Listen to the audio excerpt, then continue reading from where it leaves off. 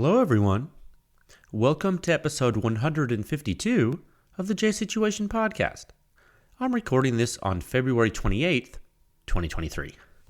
Man, how are you wonderful folks doing today? Man, I'm doing pretty good. Hope you're doing well. You know, it's almost March, which is a little crazy. It's literally tomorrow. Yeah, when I publish this podcast episode, it'll be the 1st of March. How did that even happen? Yeah. It's kind of wild. Like, you know, you think about New Year and you're like, oh, it's the new year, gonna start off doing all this stuff, and oh, it's March. Yeah, it's been a busy week so far, and you could probably tell because I actually released data and analysis for you guys on Sunday. Yeah, that's right. The Knight's Armament 5.56 QDC on the MK18. Yeah, that was article 104, and that was published Sunday morning. Yeah, so we'll talk about that technically on today's episode. So we'll get into that. And, you know, I actually released that early because I'm in a research symposium all week this week. And, you know, I'm presenting research to folks. It's not silencer stuff, it's other stuff. And so I'm very tied up. I'm very busy. So my goal this week was to make sure not to leave you hanging, you know, get that data and analysis to you folks. And, you know, my thought is also that, you know, hopefully this episode will be timely and hopefully it will help explain the phenomena you observed in the test data and in the analysis in the article. You know, I'm told by folks that listen to this podcast and read the articles that the podcast helps. So that's what the goal of this is. Okay. And so, what I also wanted to do is I wanted to give you folks an update on the 14.5-inch mid-length gas AR testing. And also I wanted to give a shout out to awesome folks that are using the suppression rating correctly. It's always good to see folks using that. And so, yeah, that's what I'm going to cover on today's episode. But first, a word about my gracious sponsors. That's right. The J Situation Podcast is proudly sponsored by Top Gun Range Houston. If you're in the Houston area, even if you're just visiting, they're worth checking out. In addition to having a 15-lane indoor range, they have the largest firearm rental fleet in the state of Texas. It's kind of cool. You can rent pistols and rifles and shotguns, and that's right, even machine guns. And I know it sounds really fun. And I would also add, one of my favorite things to do is rent pistols because I am kind of I'm like a, what do you call it, you know, what is it when you're sensitive about the pistol? You're like, I'm persnickety. I'm very particular in like the handguns. And so if I don't like the way a handgun feels, I'm like, I don't want to shoot it. It is not comfortable to me. It's like a personal preference. And I find that whenever I'm more comfortable with the handgun, I find I practice with it more. That's just like my thing. That's for me personally. And so that's why I really find firearm rentals to be cool, because that way you don't have to find a friend that has one or you don't have to go buy it. You can just rent the gun. And so, yeah, you can check out their rental inventory on their website at topgunrange.com, and you can also find them on Instagram at topgunrange, and go check them out. Okay. This episode of the podcast is also brought to you by High-End Armament Technology. It's a dealer of exactly that, high-end arms and accessories.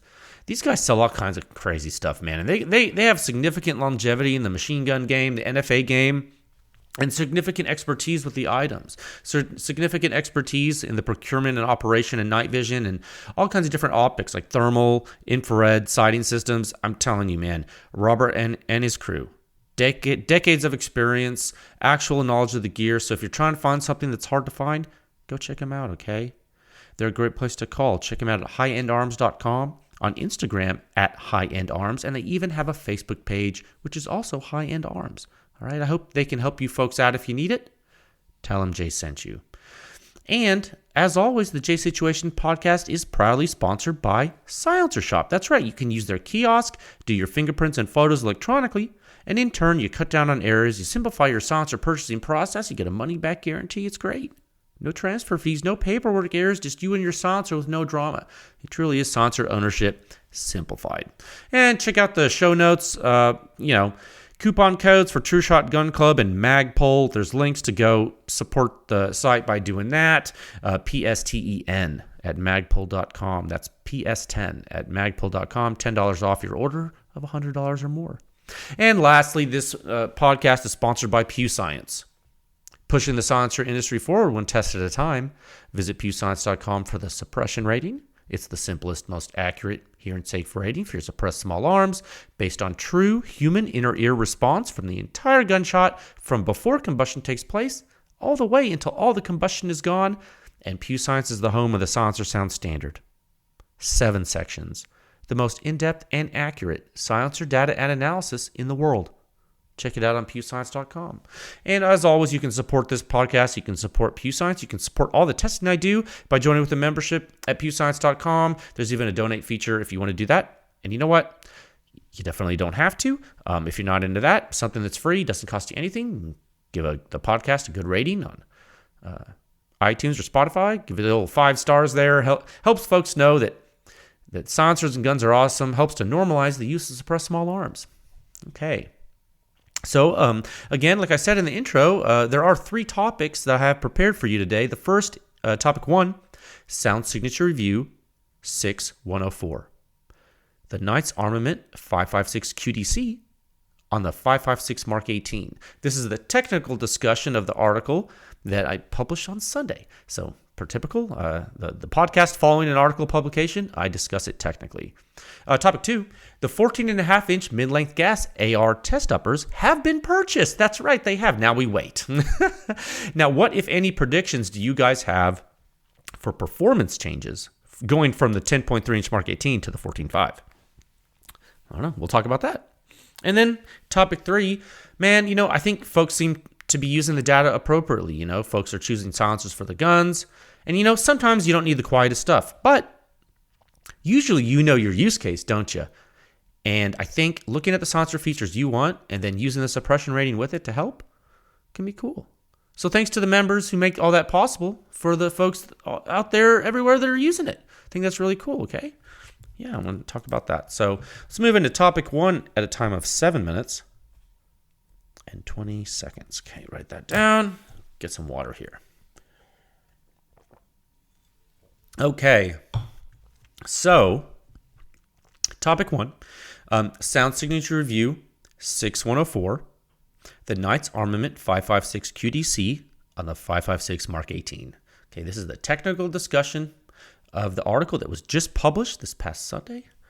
Okay, so let's move into that. And for those of you new to the podcast, and I'm sure there are plenty of folks new, first of all, thank you for listening. Maybe you're here to listen to me talk about the Knight's Armament silencer. If so, I hope this is informative to you. You should know that this isn't really special, this episode. I do a technical discussion of every single article that I publish on the website, and I do that usually the week after I publish it. But and because this article was actually published this week because it was on a Sunday and the week tends to start then, well, it's on Sunday and we're here. It's it's Tuesday for me. It'll be Wednesday for you when you hear this episode. It happens to be in the same week. And it's one of those expedient things.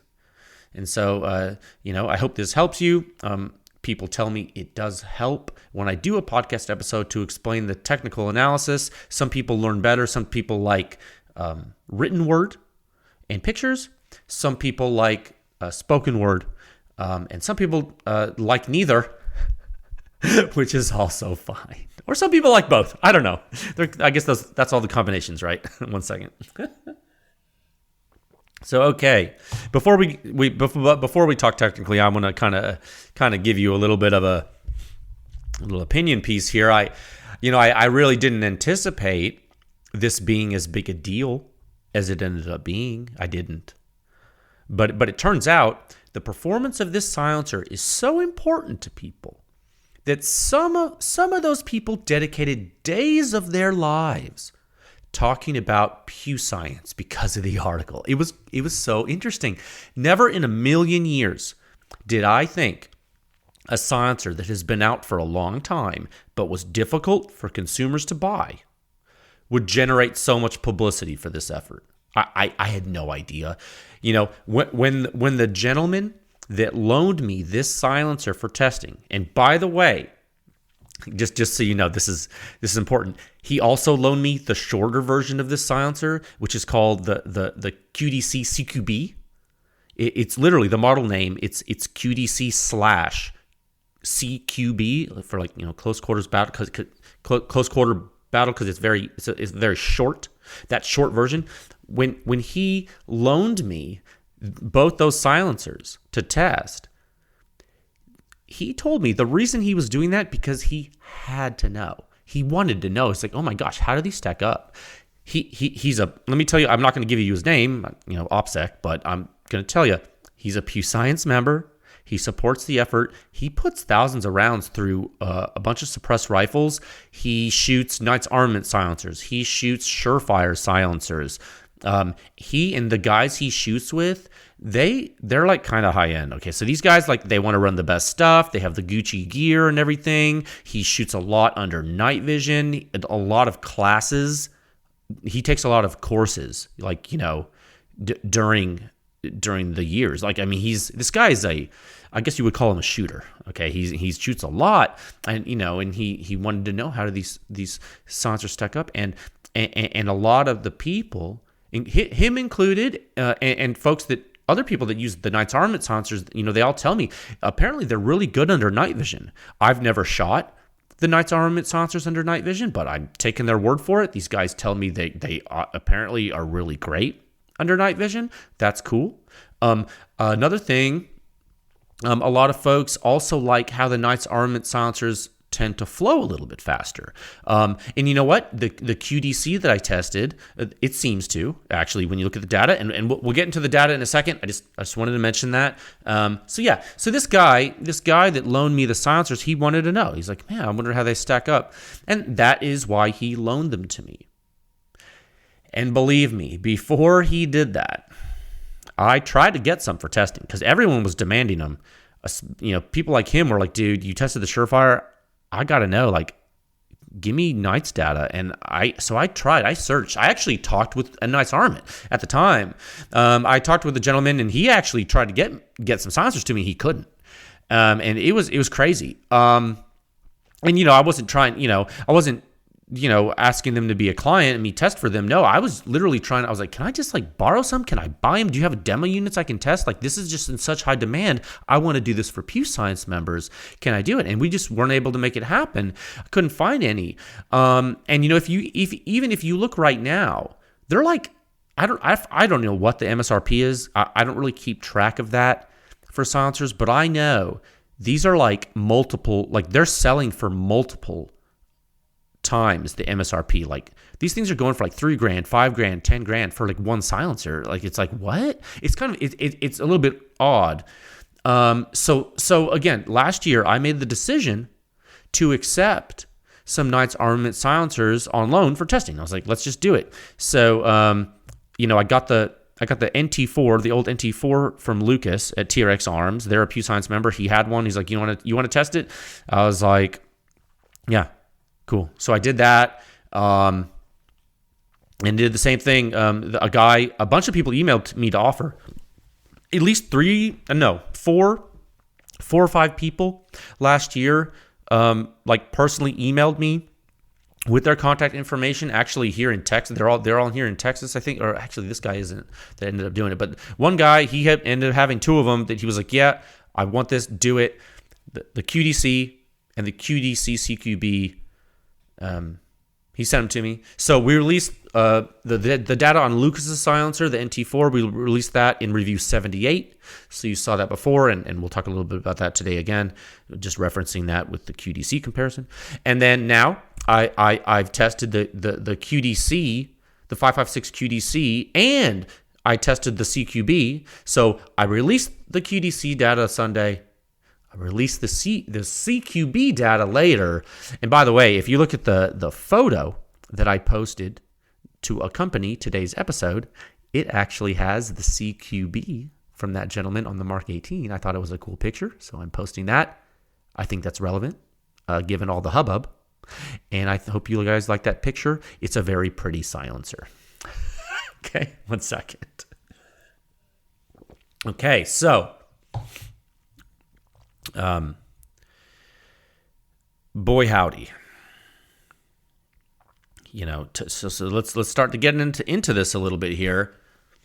First of all, you talk about this KAC QDC.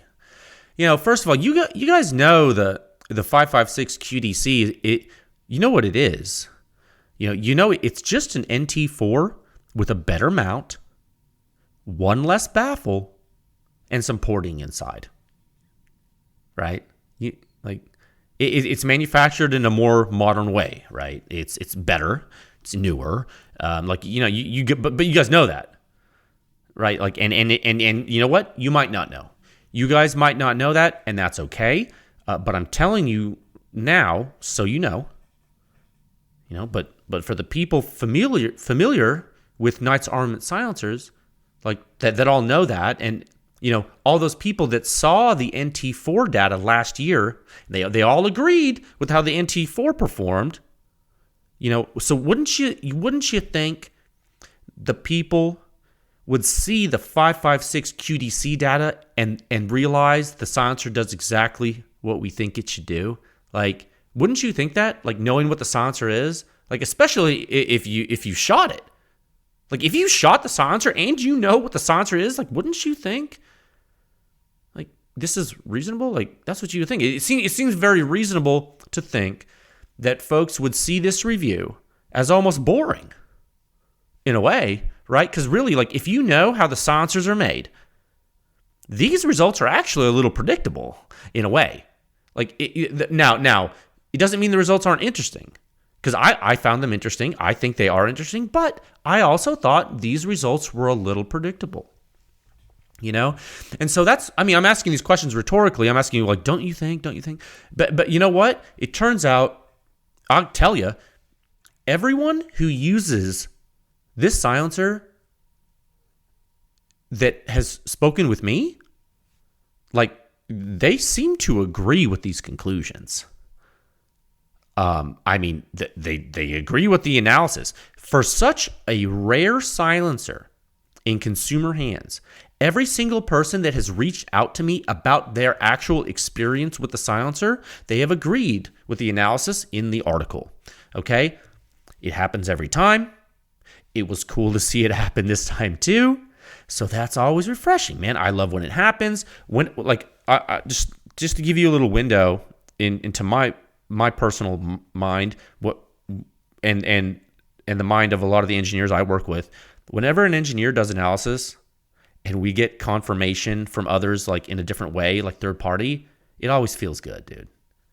Because you feel vindicated, because you're like, oh man, this is so cool that your experience agrees with the answer I got. That's so cool. It's like from the moment, like, we're all conditioned, right? We're all conditioned to go to school. Why do you go to school? You go to school so they teach you how to sit still for 8 hours so you can go work for 8 hours at a desk. I mean, it's weird, it sucks, but it is, right? Well, how is an engineer conditioned? Well, when you go to engineering school, what do they condition you to do?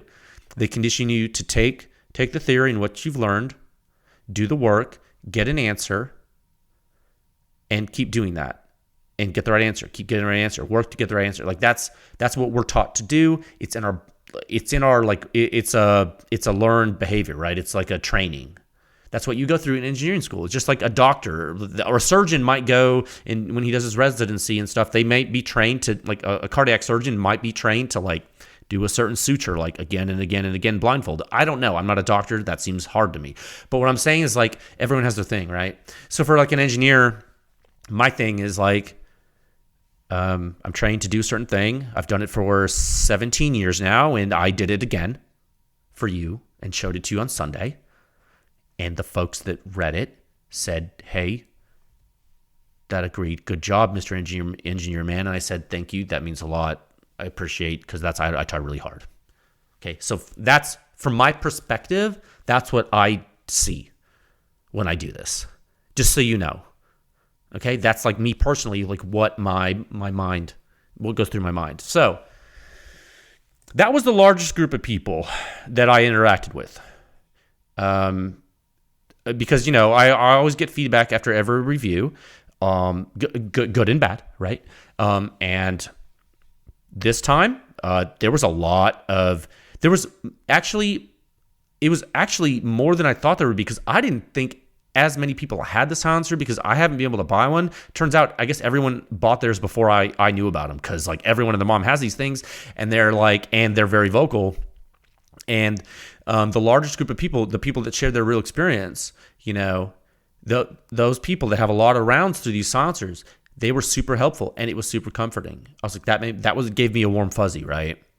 But, and I think I have to address this. It's important.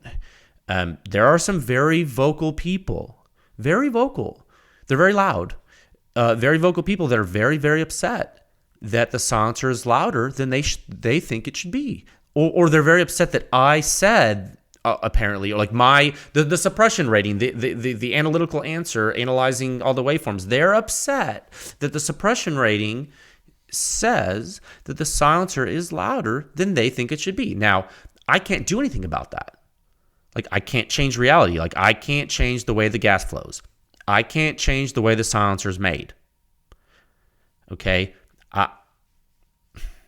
I can only report what the data and analysis shows. And what the data and analysis shows is that the 5.56 QDC is an NT4 with one less baffle and it porting inside. That's what it shows. Okay? And that's what the silencer does. Okay, so if anyone out there is listening and they're upset that they paid $5,000 for a silencer because it was rare and they wanted it to be quieter, or they're selling the silencer for $10,000 to a consumer and they're mad that now the consumer's not going to buy their $10,000 silencer because I don't know. If that's the case, I'm sorry you're upset, but you're going to have to take it up with someone else. Okay, not with me. Okay, it's not my fault the silencer doesn't meet your expectations. I don't know what you thought it was going to do. Everyone I know, including the guy who loaned it to me, that shoots the silencer, likes it. They like their silencer. So I don't know what to tell you. Okay, and I didn't say anything bad about the silencer, so I don't know what to tell you. I just give you the data and the analysis, the engineering analysis. Okay.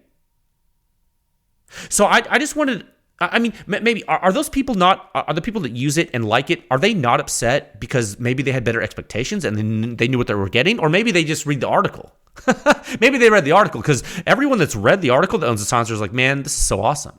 So I'm like, cool. So I don't know what the people that are super vocal and like calling me names and all this stuff, I don't know why. It's so crazy. So I'm like, so enough about that, okay? But I wanted to start this podcast with this because this was so vocal. I wanted the level of engagement. Look how many people liked on the corporate Pew Science post. Look how many people liked it. I don't get that many likes on my posts. I'm shadow bound everywhere. Look how many. It's like over 2,000 likes at this point. It's crazy. Like the shares. I looked at the analytics of that post. It is crazy. People are saying, that does not happen usually. So I'm like, whoa, that's only Instagram. The website traffic, ridiculous. Not normal for this, especially for a silencer that's about to be discontinued, if not already. Doesn't make sense. So across all social media, the engagement was insane. So I was like, you know what? Let me address that and tell you like what I've seen. And then I had to get people were asking me like, why is this so crazy? And I was like, you know what? I think it's crazy, but I think maybe it's because people want what they can't have or something. I don't.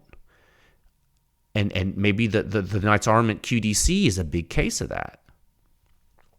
But I wanted to address that. The people that are fervent because they're interested in the silencer, but they're also the people that are so aggressive because they're upset. And the people that are upset are way less people, right? Most people are happy. But there's a few, what do they say? Like, the dog's bark is big and the bite's not good, or what's the saying? I don't know, these dang limericks or these colloquialisms when, these loud people, they're yelling, but they don't have anything of substance. I don't know what they're doing. I don't know why they're so. They sell silencers and they can't sell them because of this. I don't know. That's dumb. Because if I saw this data and I was looking to buy one of these silencers, this data wouldn't deter me from that. This silencer's great. So let's talk about why. Okay? You guys want to know the actual performance of this pretty cool silencer? Same, dude. That's why I tested it. So now that all that tomfoolery is out of the way, let's talk about it. Go ahead and pull up Sound Signature Review 6104 on pewscience.com. That's right. Released it on Sunday. Okay, I was busy, like I said in the intro, had to get it done. Knew I wouldn't have time to do it this week, so I did it on the weekend for you. People loved it. Here we are. Let's talk about it. Pull it up right now, okay? I'll give you a second to pull it up. Okay, 6104, I pulled up the member review here on the website. You can follow along at home with a free review. You won't miss anything, I promise. Okay, bottom line up front, 28.0 composite suppression rating on the standard MK18. Okay, that's 25.9 at the muzzle, 22.7 at the ear. Cool. Interesting. Okay, super interesting. Right away, when if you're familiar with this data and you look at the charts, right away, what might you think? Well, right away you might think, that's pretty balanced. That's pretty balanced. And that's kind of what I thought. That's kind of what I thought when I first looked at the data, or at least at the suppression rating. Okay? Because I tell you what, it's not so often you see a dedicated bore 5.56 silencer start to break into the mid-20s at the ear on the MK18, right? It's a little higher at the ear, a little higher at the ear than the RC2 from Surefire with the 3-prong, right? So you're like, wow, it's basically giving the same hearing damage risk to the shooter as the RC2, but it's louder at the muzzle, sure. But why? Why is it louder at the muzzle than the RC2? Okay, well, remember I alluded to in a little bit earlier, I was talking about the flow rate. People seem to like the Knights Armament QDC silencers because the flow rate is a little higher. Yeah. Well, let's hold that thought. Okay, we'll go on. We'll get to it. Okay, I promise. But hold that thought. So, those of you who have followed Pew Science for a while and have listened to the podcast, what is one of the first things we do when looking at the performance of a silencer to understand the behavior? Well, we look at the fingerprint. Of course, we talk about that. And so today is no different. Let's examine the fingerprint of the 5.56 QDC. Okay, we'll do it together.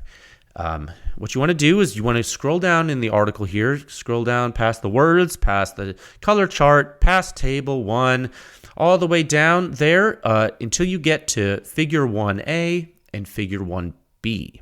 Okay, so figure 1A, this is overpressure in the free field. Okay, measured 1 meter left of the end cap per the mill standard.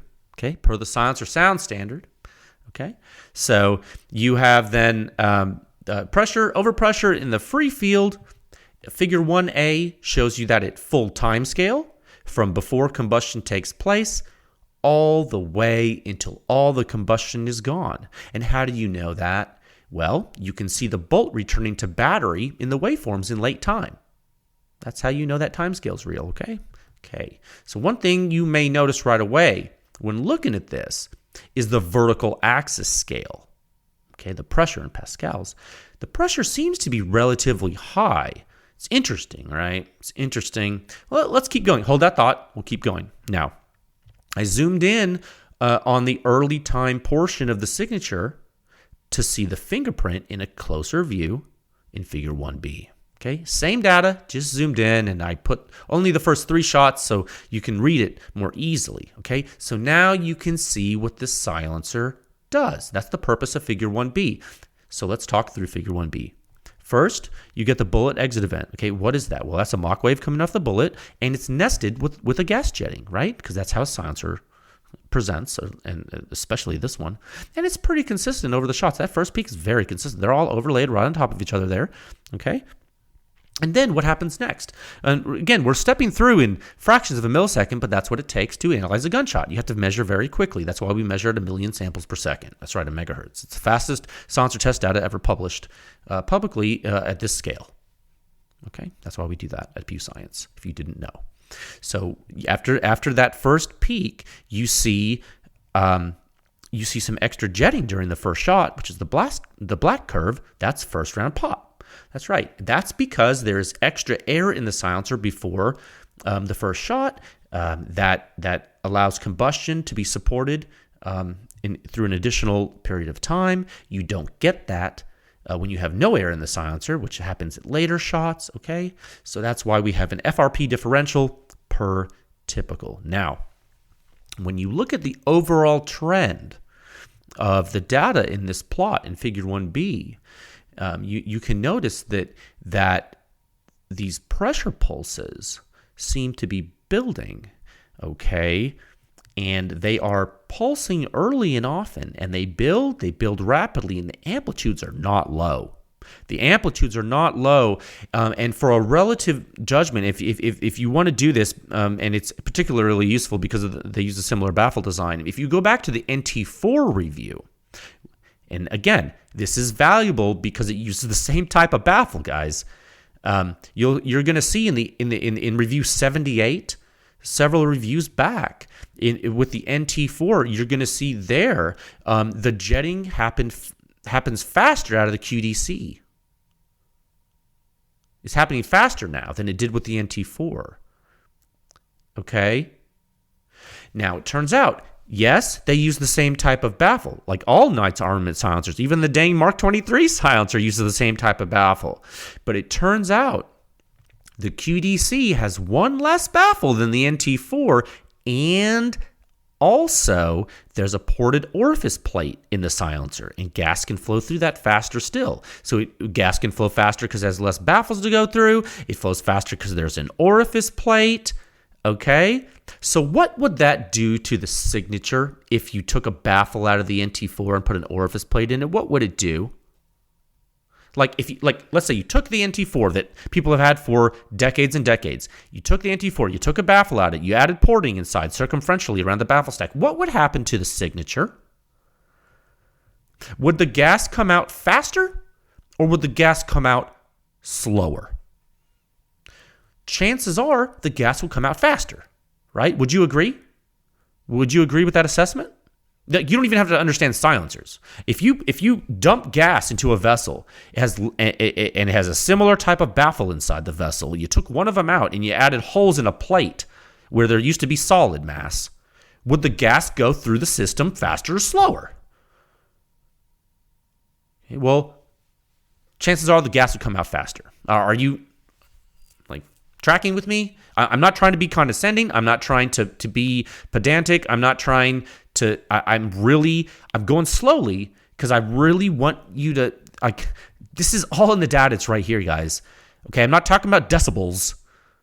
Like people say, I always focus on decibel. I'm not focusing on decibels. I'm focusing on overpressure and time. And right now, I'm telling you, when you look at Figure 1, what are you seeing? Gas is coming out faster than it does with the NT4.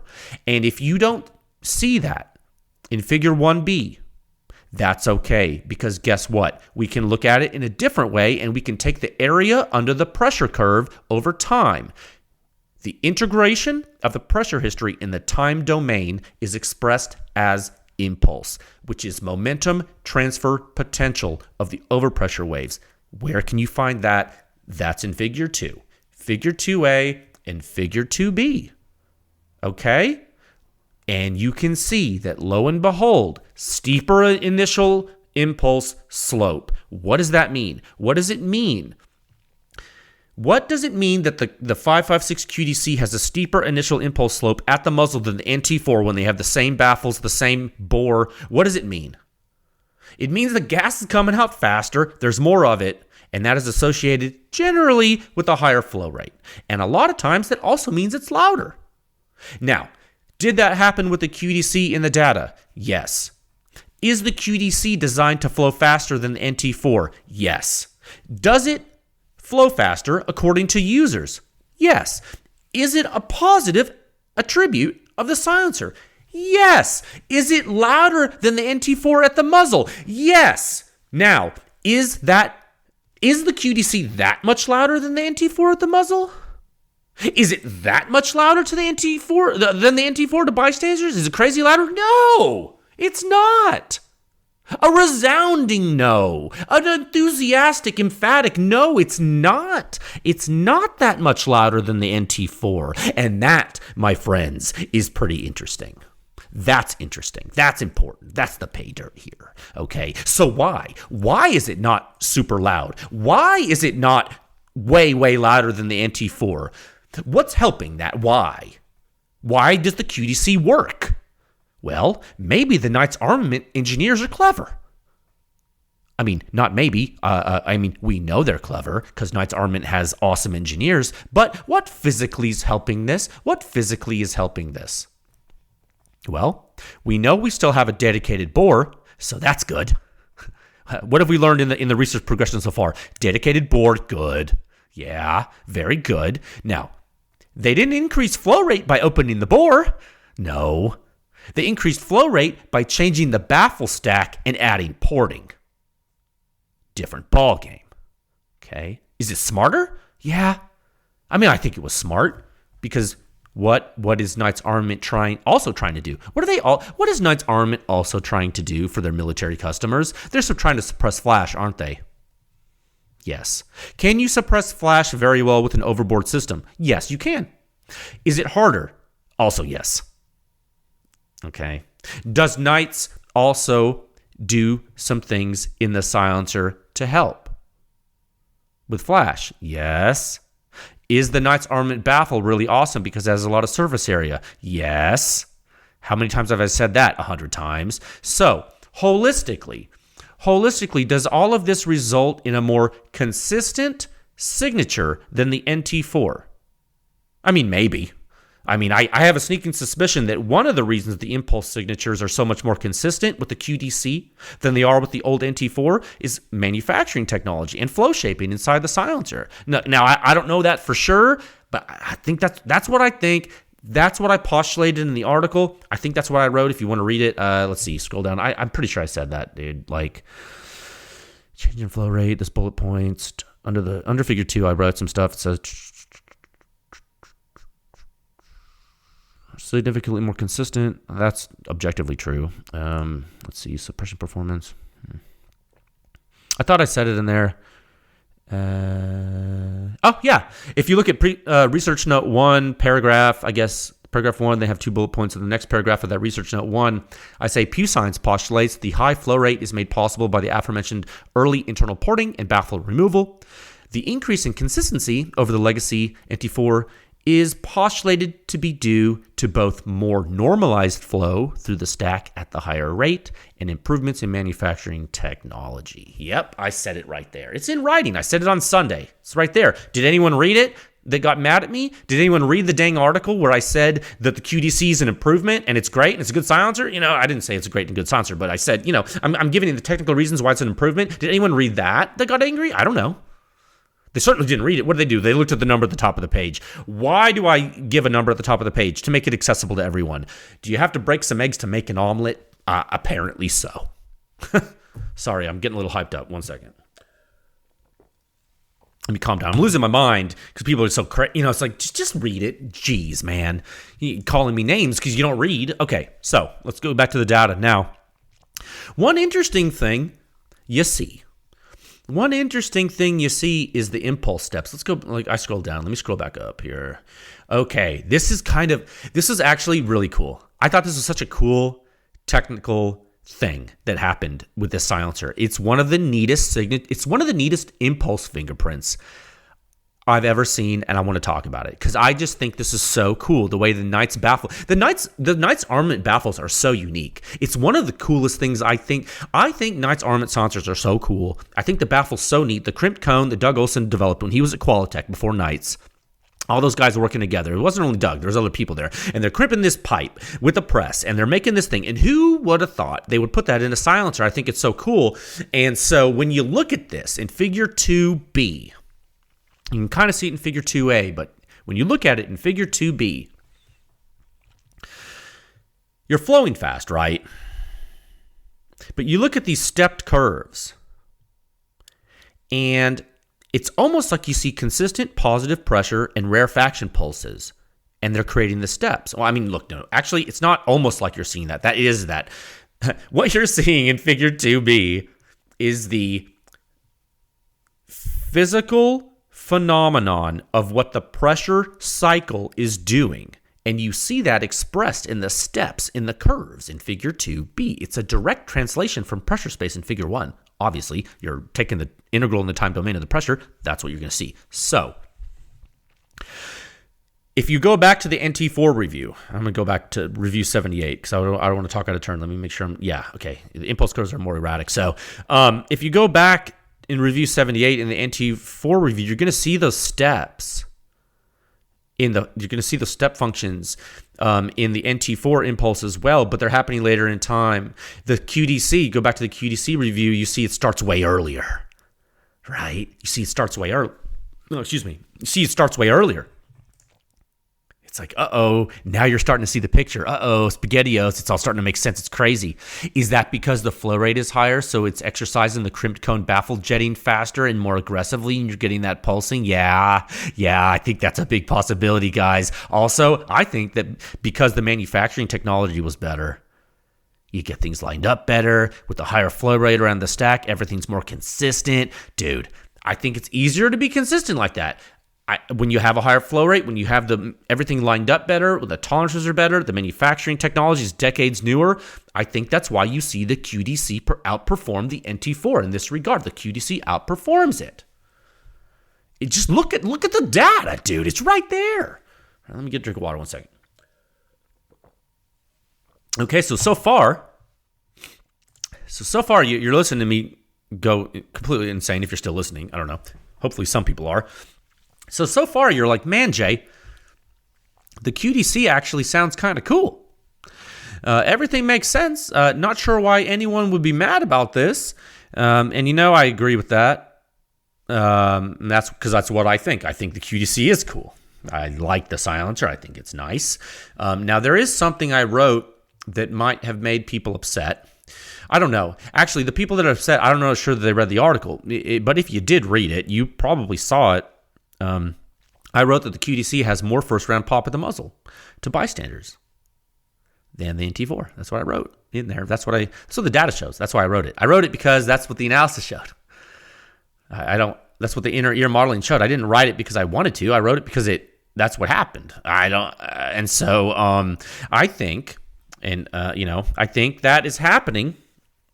I think that's happening for the same reason why the QDC has a higher flow rate than the NT4. I think when Knight's Armament, and I don't know who did it, I don't know why or how they decided this. Well, I think when they decided to increase the flow rate of the QDC over the NT4 by removing a baffle and adding porting, they made a bunch of oxygen available for combustion in a way that wasn't going to be quenched as efficiently, and they robbed Peter to pay Paul. And they probably did flash this is what I'm guessing. I'm guessing they probably did flash testing. They got good flash reduction, good enough on the first round flash, and they probably called it good. They're like, okay, it's sounding, the QDC is sounding kind of like an NT4 because it does. The first round flash, we're measuring, we're going to call it good. That's what I bet they did because I'm an engineer and they have engineers, and I've walked, when people have shot at a range, I've taken my hearing protection off and walked around to map the sound field, probably just like Knights did. I bet you they did it. I bet you they did this. That's probably why it has a higher FRP, because they're like, you know what? This is working. The flash is fine. It's good, dude. We're shooting over and over again. It's sounding fine. It's fine.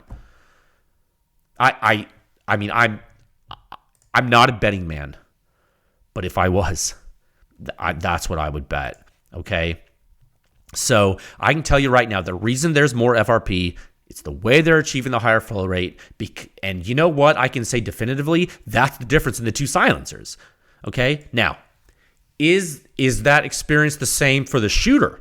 If you're the shooter on the Mark 18, are you going to have that same experience? Well, no. You need to read if you're a member, you can read the member data in the C. Okay, so knock yourself out with that. Now, also, I will say members see some weird stuff at the ear. One of the weirdest things I've ever noticed in a test on the Mark 18. Didn't end up changing the answer, but the ear data is kind of crazy. Please look at it. It's weird. If you're a member, go check it out. Kind of wild. Now, okay, guys, I've been talking all day, so like my throat and mouth's getting really dry when I'm. One second.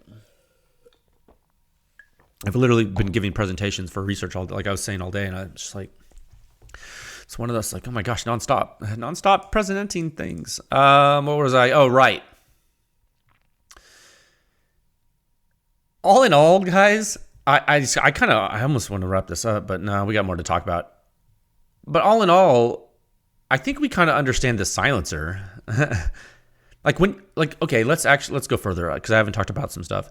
When you look at Figure 5, let's scroll down to Figure 5. It's the colored bar chart that compares all the silencers and stuff. It's in section 2 of the review, 61042. Okay, so when you look at Figure 5,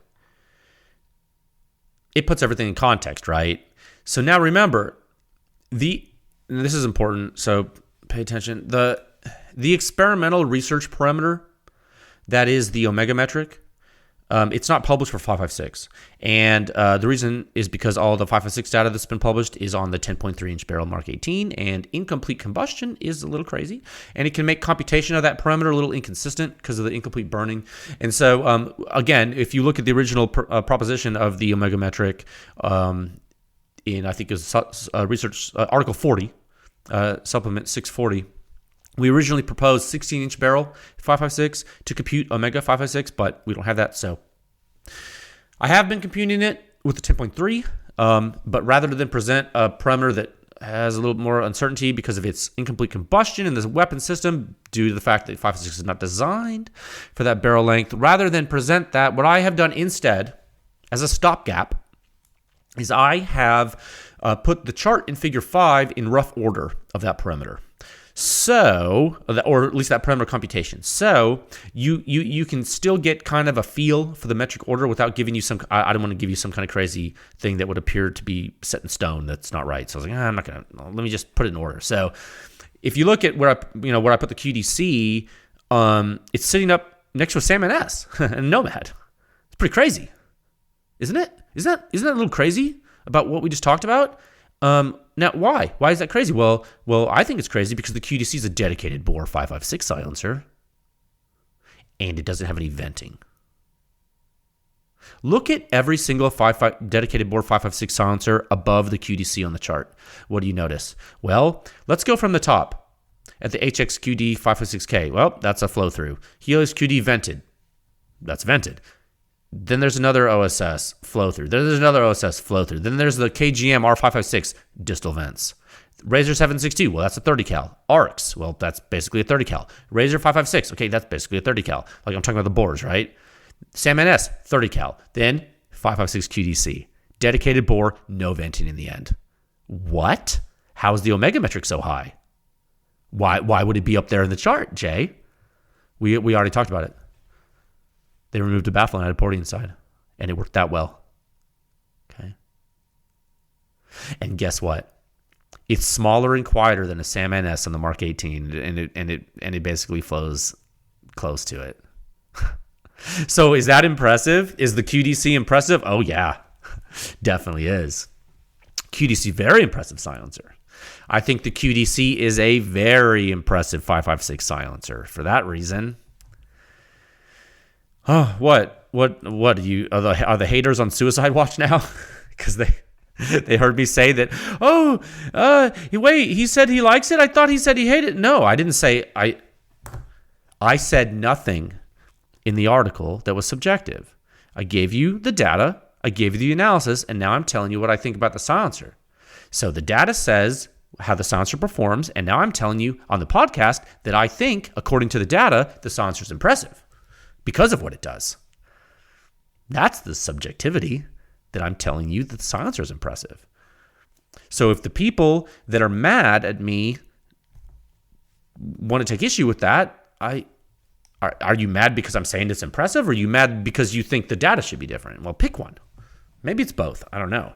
So you look at this chart. Where's the NT4? Well, the old NT4, bless its heart, it's a great silencer, bless its heart. Well, it's sitting down there with the turbo. Down at the bottom of the chart. Why? Well, it's lower flow restriction than the turbo. It can flow a little faster than turbo, but it's down there. It's down there. Completely different behavior,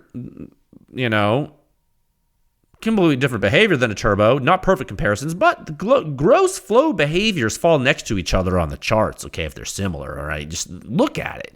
That's why the Razor 762 is next to the KGM R556. That's why the Nomad's next to the Sam NS and the QDC. That's why the ARCS is next to the Razor 556. These are similar flow states.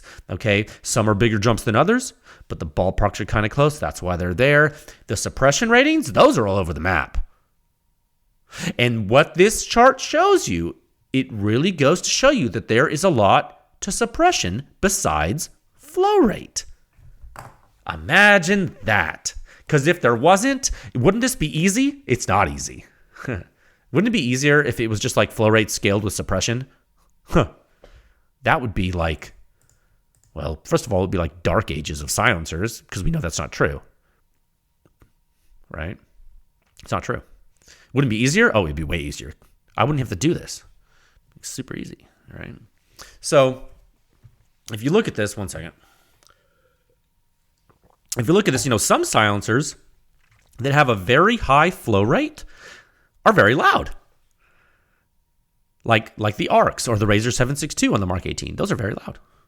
Right?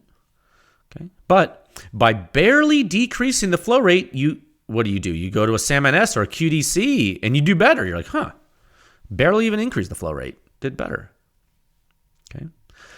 What you could do, you could add a lot of baffles if you wanted, but if it's not optimized for the cartridge, what would happen? Well, what if you got something like the 762 RC2? What happens on the Mark 18 with a 762 RC2? What happens on the Mark 18?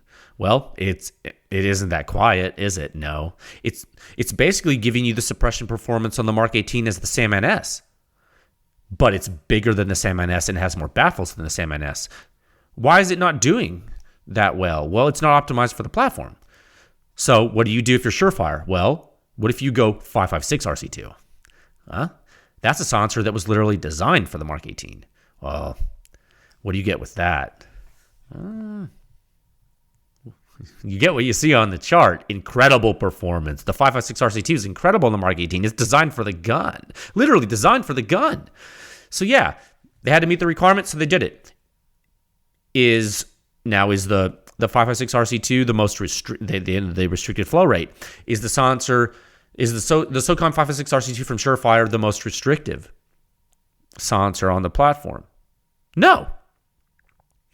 You got the NT4, you got the Saker, the Polonium. No. Is the Saker quiet? You bet your butt the Saker's quiet. Does it have a high flow rate? No way, Jose. No way, Jose. What about the Polonium? Same story. Super quiet. High flow rate? Absolutely not. Okay, so you see, guys, you see this chart, you see the holistically, if you never listened to the podcast before, if you're just here listening because of nights, you see how this is, you see why this data makes sense. Okay, this is all contextual. It's all consistent, guys. Okay, when you look at the performance of the QDC,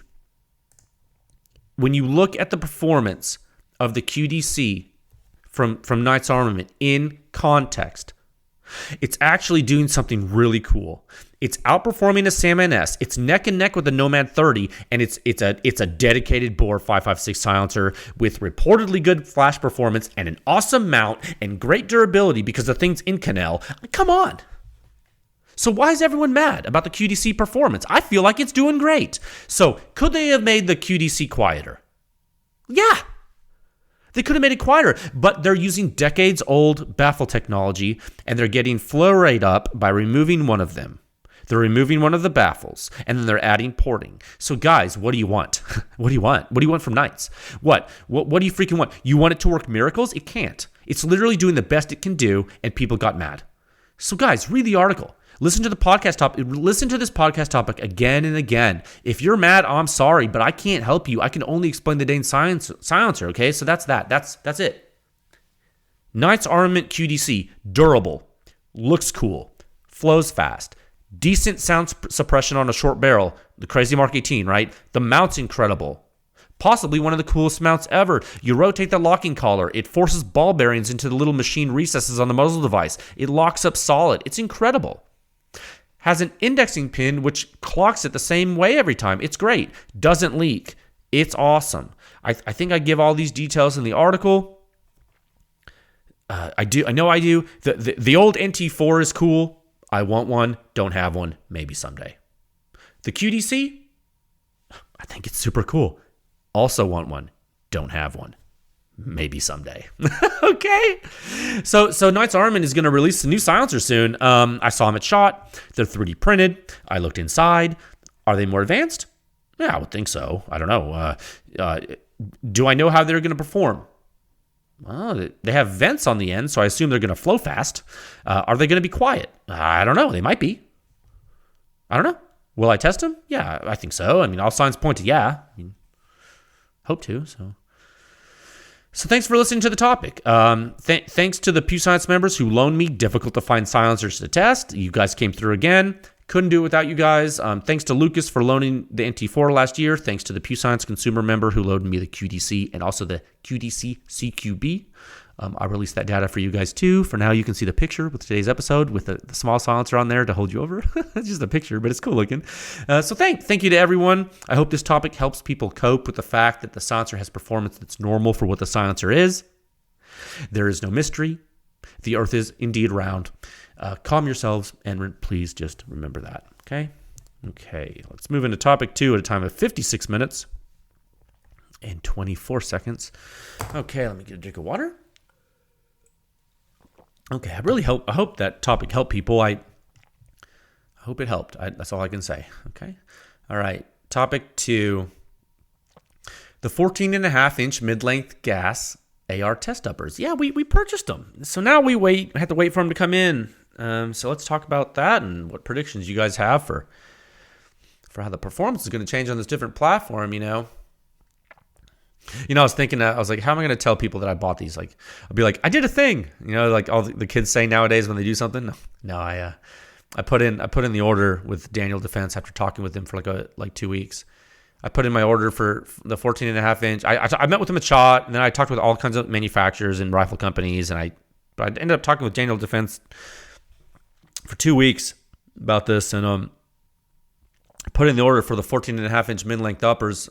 I bought those with the Pew Science funds, and I don't know when I'm going to get them, but I've ordered them. I ordered one normal one that's pinned, and then one custom that doesn't have a pinned flash hider. So we'll see which one gets here first. Whichever one is going to be one. It's the test house. So if the pinned one ends up getting here first, I'll send it off to Trajectory Arms and get that fixed, or Bear Arms or somebody. The other one. The reason I got 2, one of them, I figured one's to mess with for more experiments as a backup. I think the 14.5-inch barrel test is going to get crazy, so I got a backup just in case. So yeah, that's what I did. And what do you think, if anything, is going to change with 14.5-inch mid versus the Mark 18? It's an honest question. I mean, my predictions, I'll give you my predictions. I predict we're going to get quieter at the muzzle and ear. That should be obvious. I predict the 30 caliber silencers are going to do better than they have been a lot. I think that's going to be really great for 30 caliber silencers. I predict some of the rankings are going to shift. Honestly, I think some of the rankings are going to shift. I don't think it's going to scale like everyone thinks so. I mean, it'd be cool if it did, because that'd save me a lot of time, but I don't think it's going to scale like we think. Do we know how it's going to shift and scale? No. Am I excited? Dude, I'm so excited. I'm so dang excited I could scream. I'm like, dang, man. But yeah, it's going to be awesome. We have so much data, so I'm going to do a bunch of these at one time, I think, and maybe publish them in a shorter way to get them published faster. We got to do that. We got to get this done. So I can't wait to do the first test series with the uppers. Man, Daniel Defense uppers. And I don't know what it is. Maybe you guys know. I don't know what it is, I don't know if it's like the barrel or the way they build it or what it is. Like when I got that Mark 18 upper, when I bought that to test with, the thing just is so high quality. I think it's going to be really good data and analysis, and I'm here for it, dude. From the feedback so far, I think all of you guys are here for it too. People are really excited. I'm getting a lot of great feedback. I'll give you updates as I have them.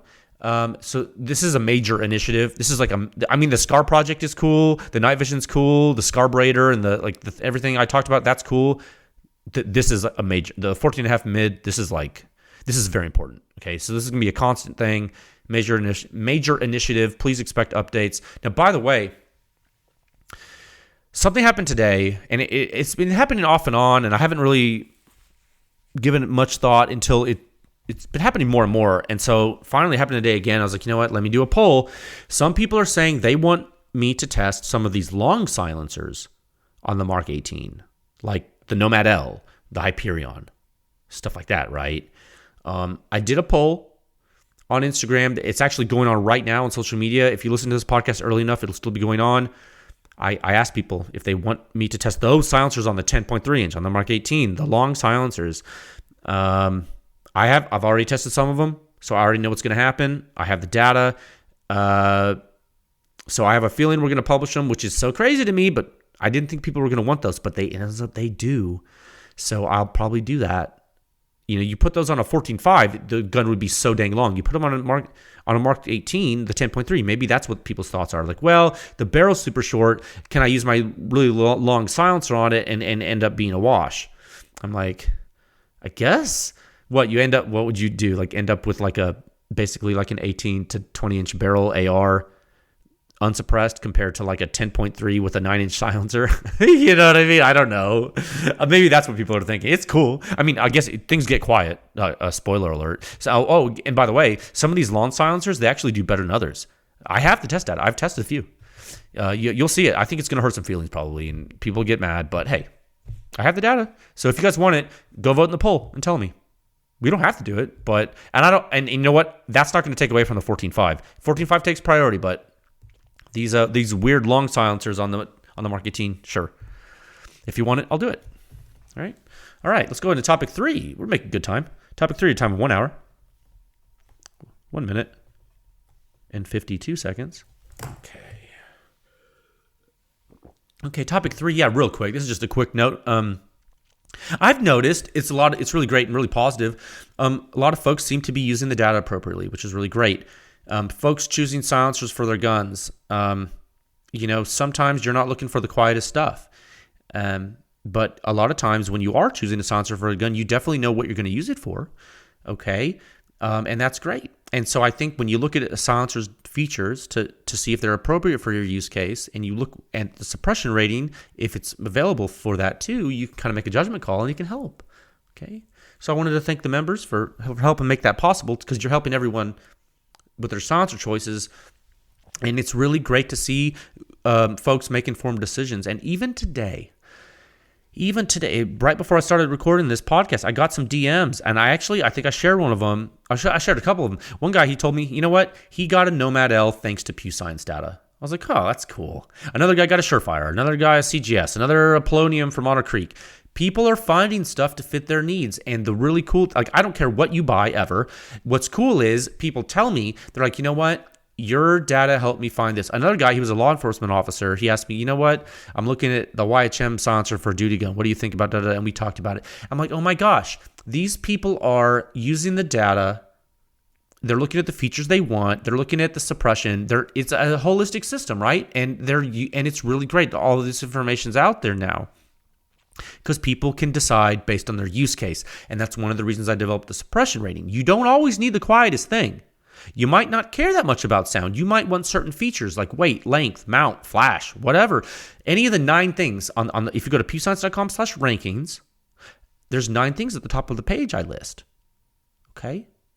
They're important. And sound is only one of them. Okay, so the goal is to have you figure things out and use the suppression rating to help supplement that choice. If you need help quantifying the signature, that's what the suppression rating is for. Okay? So thank you, Pew Science members. You made it all possible. You continue to make it possible. The clients make it possible. all the supporters. It's awesome. I'm going to continue to do my best to bring you the best silencer data in the world. Okay, so go check out the Knight's Armament review if you haven't. It's pretty cool. It's a cool silencer. Maybe someday I'll find one. It sucked to have to give those back. I was like, oh man, I borrowed them to test, had to send them back. I was like, man, that when I put the tape over that box and I went to the post office, I was like, it's like, this sucks. So yeah, so stay safe out there, friends. I hope you enjoyed the episode. I will talk with you folks again soon. All right, bye.